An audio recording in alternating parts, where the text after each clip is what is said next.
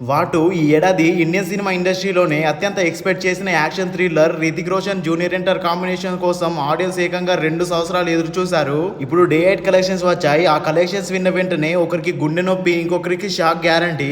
అయితే వాటు మొదటి 7 రోజుల్లో దాదాపు 199 కోట్ల వరకు వసూలు చేసింది. అలాగే ఓపెనింగ్ డేనే 52 కోట్ల వసూళ్లతో షాందార్ స్టార్ట్ ఇచ్చిన కలెక్షన్స్ క్రమంగా తగ్గుతూ వచ్చాయి. డే 7 నాటికి వాటు కేవలం 5.59 కోట్లు మాత్రమే వసూలు చేసింది. దీంతో డే 8 కి వచ్చేసరికి అంటే ఆగస్టు 21 గురువారం వాటు కలెక్షన్స్ బాక్స్ ఆఫీస్ లో కేవలం 15 లక్షలే. ఎస్, మీరు విన్నది నిజమే. 52 కోట్లతో మొదలైన సినిమా ఒక వారం రోజుల్లోనే 15 లక్షలకు పడిపోవడం చాలా పెద్ద షాక్. మొత్తంగా ఇప్పటి వరకు వాటు వసూలు 199 కోట్ల వద్ద ఆగిపోయింది. ఇక బడ్జెట్ గురించి చెప్తే యష్ రాజ్ ఫిలిమ్స్ ఈ సినిమాను 300 నుండి 400 కోట్ల భారీ ఖర్చుతో నిర్మించారు. అలాంటి భారీ బడ్జెట్ ఉన్న సినిమా డే 8 కి 2 కోట్లైనా రాకపోవడం అంటే ఇది క్రిస్టల్ క్లియర్ గా లాస్ట్ ట్రాక్ లోకి వెళ్తుందని చెప్పొచ్చు. ఇక స్టోరీ వైజ్ చూస్తే రితిక్ రోషన్ ఒక ఎక్స్ ఇంటెలిజెంట్ ఏజెంట్ కబీర్ గా యాక్ట్ చేయగా junior NTR special unit officer Vikram గా ఎంటర్ అయ్యాడు. ఇద్దరి మధ్య మైండ్ గేమ్ యాక్షన్ చేసి సినిమాకి యూఎస్పీ అవ్వాల్సింది. కానీ రైటింగ్ లోని లూప్ లోల్స్ ఆడియన్స్ ని పూర్తిగా డిస్కనెక్ట్ చేసేసాయి. ఫిలిం క్రిటిక్ తారక్ ఆదర్శ్ వాటుకి కేవలం 1.5 స్టార్ రేటింగ్ ఇచ్చి disappointing weakest film in YRF spy universe అని షాకింగ్ కామెంట్స్ పెట్టాడు.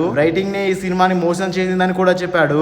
అలాగే film business analyst Sumit Kadel అయితే వాటుని క్యాటాస్ట్రోఫిక్ ఓపెనింగ్ అని డిస్క్రైబ్ చేశాడు. స్టార్ పవర్ స్కేల్ స్టన్స్ ఉన్న సోల్ లేకపోవడం ఈ సినిమాకి పెద్ద మైనస్.